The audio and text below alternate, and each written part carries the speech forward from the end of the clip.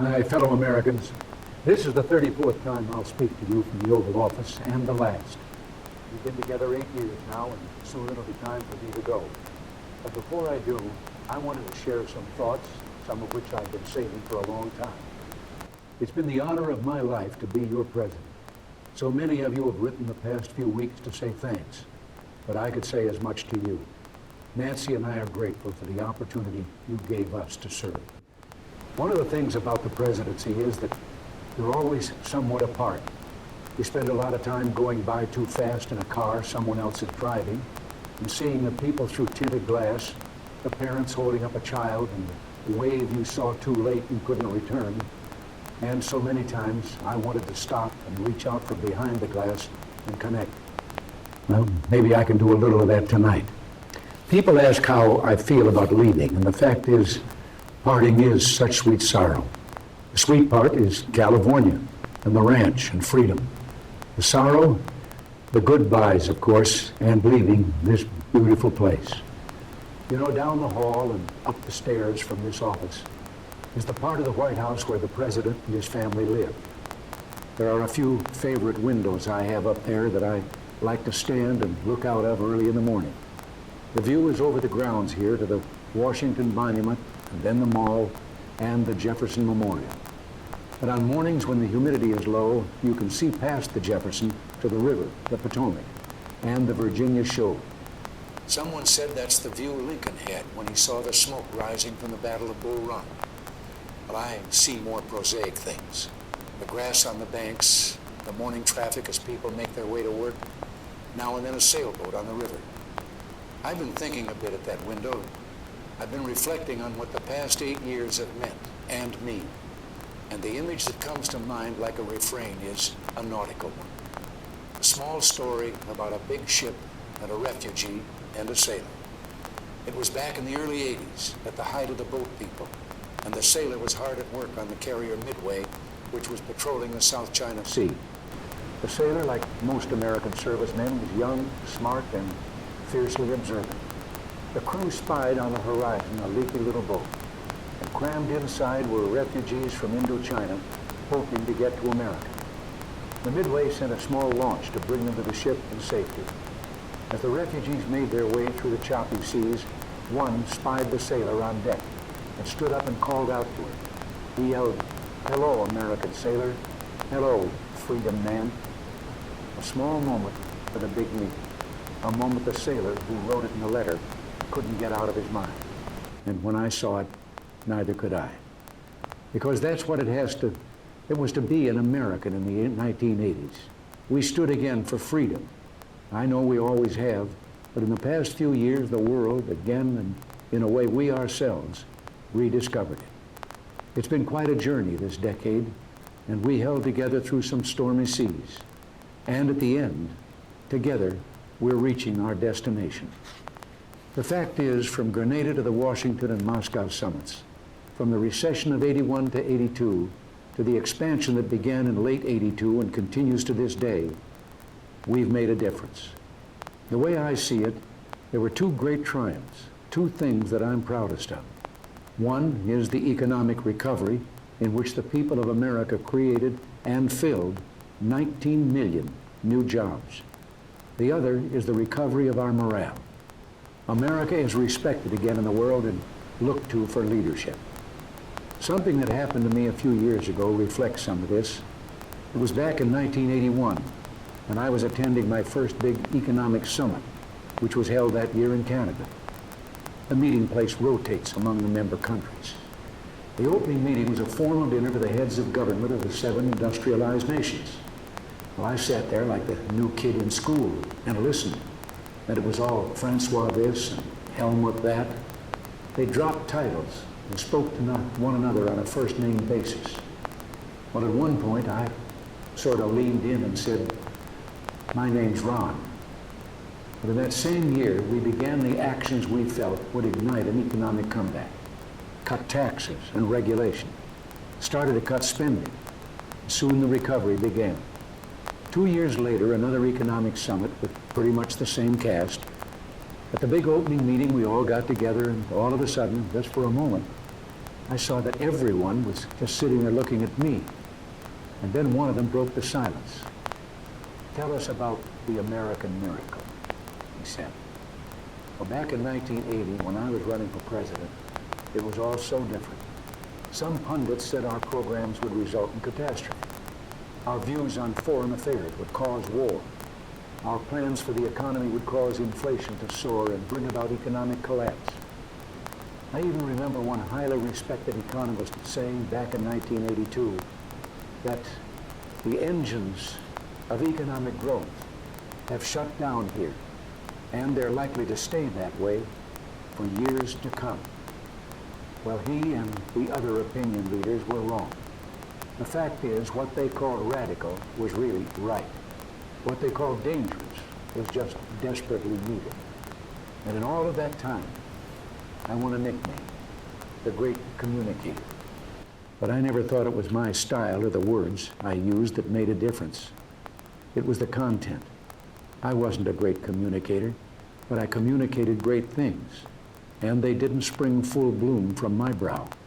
They came from the heart of a great nation, from our experience, our wisdom, and our belief in the principles that have guided us for 2 centuries. They called it the Reagan Revolution. Well, I'll accept that.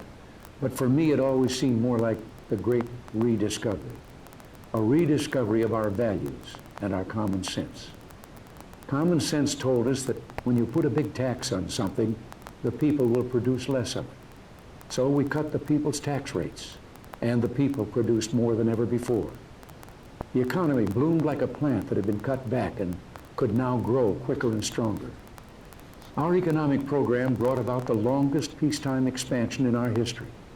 Real family income up, the poverty rate down, entrepreneurship booming, and an explosion in research and new technology.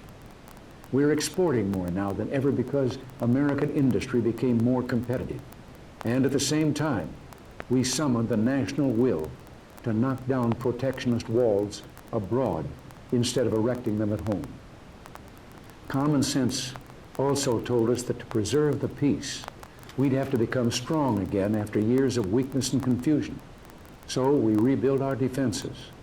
And this new year, we toasted the new peacefulness around the globe. Not only have the superpowers actually begun to reduce their stockpiles of nuclear weapons, and hope for even more progress is bright, but the regional conflicts that rack the globe are also beginning to cease. The Persian Gulf is no longer a war zone. The Soviets are leaving Afghanistan. The Vietnamese are preparing to pull out of Cambodia. And an American-mediated accord will soon send 50,000 Cuban troops home from Angola. The lesson of all this was, of course, that because we're a great nation, our challenges seem complex. It will always be this way. But as long as we remember our first principles and believe in ourselves, the future will always be ours. And something else we learned. Once you begin a great movement, there's no telling where it'll end. We meant to change a nation, and instead, we changed a world. Countries across the globe are turning to free markets and free speech, and turning away from the ideologies of the past.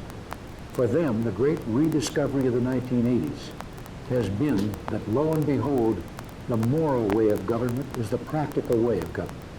Democracy, the profoundly good, is also the profoundly productive. When you've got to the point where you can celebrate the anniversaries of your 39th birthday, you can sit back sometimes, review your life, and see it flowing before you.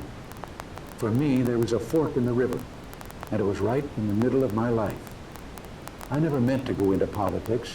It wasn't my intention when I was young. But I was raised to believe you had to pay your way for the blessings bestowed on you. I was happy with my career in the entertainment world, but I ultimately went into politics because I wanted to protect something precious. Ours was the first revolution in the history of mankind that truly reversed the course of government, and with 3 little words: we the people. We the people tell the government what to do. It doesn't tell us. We the people are the driver. The government is the car, and we decide where it should go and by what route and how fast. Almost all the world's constitutions are documents in which governments tell the people what their privileges are. Our Constitution is a document in which we, the people, tell the government what it is allowed to do. We, the people, are free. This belief has been the underlying basis for everything I've tried to do these past 8 years. But back in the 1960s, when I began, it seemed to me that we'd begun reversing the order of things. That through more and more rules and regulations and confiscatory taxes, the government was taking more of our money, more of our options, and more of our freedom. I went into politics in part to put up my hand and say, stop. I was a citizen politician, and it seemed the right thing for a citizen to do. I think we have stopped a lot of what needed stopping. And I hope we have once again reminded people that man is not free unless government is limited. There's a clear cause and effect here that is as neat and predictable as a law of physics. As government expands, liberty contracts. Nothing is less free than pure communism, and yet we have the past few years forged a satisfying new closeness with the Soviet Union. I've been asked if this isn't a gamble, and my answer is no, because we're basing our actions not on words, but deeds. The détente of the 1970s was based not on actions, but promises. They'd promised to treat their own people and the people of the world better, but the Gulag was still the Gulag, and the state was still expansionist, and they still waged proxy wars in Africa, Asia, and Latin America. Well, this time, so far, it's different.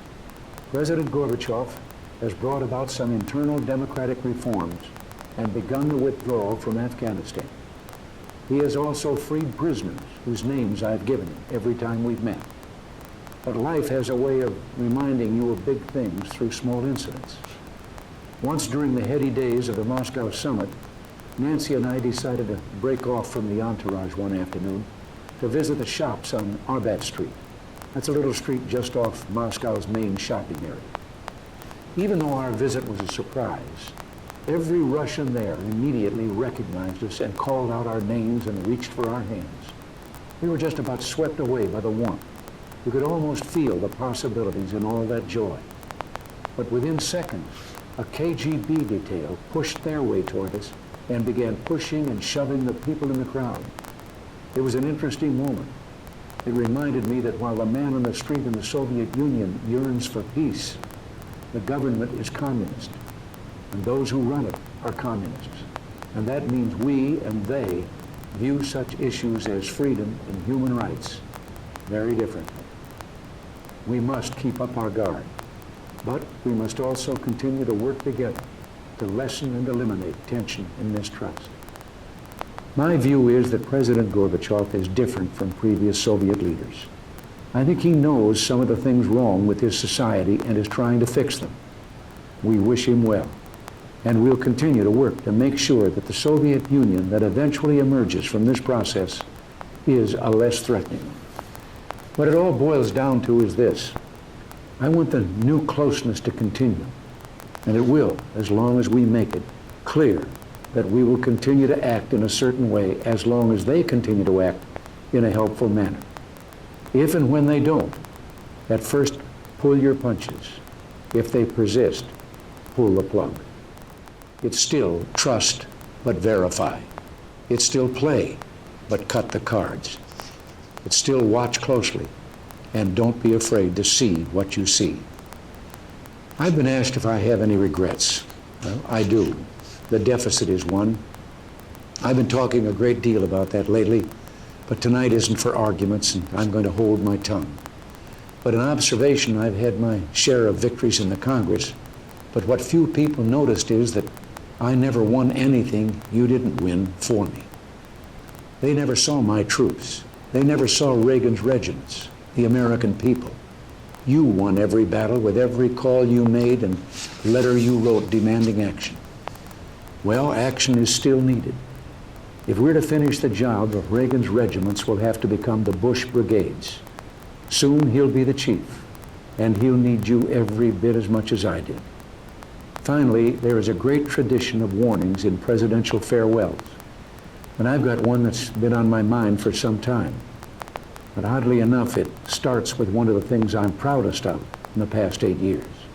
The resurgence of national pride that I called the new patriotism. This national feeling is good, but it won't count for much, and it won't last unless it's grounded in thoughtfulness and knowledge. An informed patriotism is what we want. And are we doing a good enough job teaching our children what America is and what she represents in the long history of the world? Those of us who are over 35 or so years of age grew up in a different America. We were taught very directly what it means to be an American. And we absorbed almost in the air a love of country and an appreciation of its institutions. If you didn't get these things from your family, you got them from the neighborhood, from the father down the street who fought in Korea, or the family who lost someone at Anzio. Or you could get a sense of patriotism from school. And if all else failed, you could get a sense of patriotism from the popular culture. The movies celebrated democratic values and implicitly reinforced the idea that America was special. TV was like that too, through the mid-60s. But now we're about to enter the 90s, and some things have changed. Younger parents aren't sure that an unambivalent appreciation of America is the right thing to teach modern children. And as for those who create the popular culture, well-grounded patriotism is no longer the style. Our spirit is back, but we haven't re-institutionalized it. We've got to do a better job of getting across that America is freedom. Freedom of speech, freedom of religion, freedom of enterprise, and freedom is special and rare. It's fragile. It needs production. So we've got to teach history based not on what's in fashion, but what's important. Why the Pilgrims came here, who Jimmy Doolittle was, and what those 30 seconds over Tokyo meant. You know, 4 years ago, on the 40th anniversary of D-Day, I read a letter from a young woman writing to her late father, who had fought on Omaha Beach. Her name was Lisa Zanata Hen, and she said, "We will always remember. We will never forget what the boys of Normandy did." Well, let's help her keep her word. If we forget what we did, we won't know who we are. I'm warning of an eradication of the American memory that could result ultimately in an erosion of the American spirit. Let's start with some basics. More attention to American history and a greater emphasis on civic ritual. And let me offer lesson number 1 about America. All great change in America begins at the dinner table. So tomorrow night in the kitchen, I hope the talking begins. And children, if your parents haven't been teaching you what it means to be an American, let them know and nail them on it. That would be a very American thing to do. And that's about all I have to say tonight, except for one thing. The past few days, when I've been at that window upstairs, I've thought a bit of the shining city upon a hill. The phrase comes from John Winthrop, who wrote it to describe the America he imagined. What he imagined was important because he was an early pilgrim, an early freedom man. He journeyed here on what today we'd call a little wooden boat. And like the other pilgrims, he was looking for a home that would be free. I've spoken of the shining city all my political life, but I don't know if I ever quite communicated what I saw when I said it. But in my mind, it was a tall, proud city built on rocks stronger than oceans, windswept, God-blessed, and teeming with people of all kinds living in harmony and peace. A city with free ports that hummed with commerce and creativity. And if there had to be city walls, the walls had doors, and the doors were open to anyone with the will and the heart to get here. That's how I saw it and see it still. And how stands the city on this winter night? More prosperous, more secure, and happier than it was 8 years ago. But more than that, after 200 years, 2 centuries, she still stands strong and true on the granite ridge, and her glow is held steady, no matter what storm. And she's still a beacon, still a magnet for all who must have freedom, for all the pilgrims from all the lost places who are hurtling through the darkness toward home. We've done our part, and as I walk off into the city streets, a final word to the men and women of the Reagan Revolution, the men and women across America who for 8 years did the work that brought America back. My friends, we did it. We weren't just marking time. We made a difference. We made the city stronger. We made the city freer. And we left her in good hands. All in all, not bad. Not bad at all. So, goodbye. God bless you. God bless the United States of America.